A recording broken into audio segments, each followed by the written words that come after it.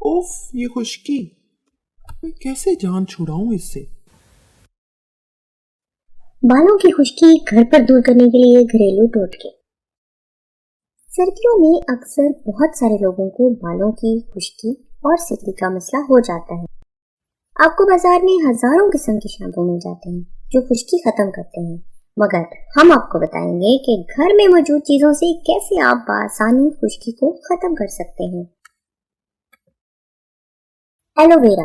Aloe vera की moisturising खसूसियात और ग़िज़ाइयत बख्श vitamin की वजह से ये खुश्क बालों और जल्द के इलाज के लिए मकबूल है। तहकीक से ये बात साबित हुई है कि एलोवेरा खुश्की को दूर करके बालों को सेहतमंद बनाता है। अब आपको बताते हैं कि आपने इसको बालों पर कैसे इस्तेमाल करना है ताकि ज्यादा फायदा हो सके। एलोवेरा की जेल लें और इसे बालों में लगाकर हल्का हल्का मसाज करें। फिर 15 से 20 मिनट बाद धो लें, खुश्की दूर हो जाएगी। एलोवेरा जेल के 4 चम्मच लें और इसमें 2 चम्मच सेब का सिरका और 1 चम्मच शहद मिक्स कर लें। इस मास्क को सर में 15 से 20 मिनट के लिए लगाएं। हफ्ते में एक बार ये मास्क लगाने से खुश्की खत्म हो जाएगी। नींबू का अर्क। नींबू का अर्क 2 चाय के चम्मच लेकर सर पर मालिश करें और फिर 3 से 5 मिनट के बाद सर धो लें। सर को धोने के बाद 1 चाय का चम्मच नींबू का अर्क लेकर इसको 1 कप पानी में मिलाएं और बालों की जड़ों तक हल्का हल्का मसाज कर लें। नारियल का तेल।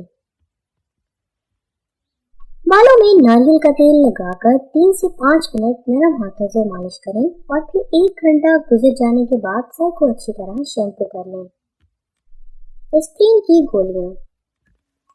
एस्प्रिन की 2 गोलियां लेकर इनको अच्छी तरह पीस कर शैम्पू में मिक्स कर लें और ये शैम्पू बालों में लगाकर 2 मिनट इंतजार करें, फिर सर धो लें। सेब का सिरका। 1/4 कप सेब का सिरका और पानी हम वजन लेकर इनका मिक्सचर बना लें और इस मिक्सचर से बालों में हल्का हल्का मसाज करें। फिर तकरीबन 15 मिनट के बाद बालों को अच्छी तरह धो लें।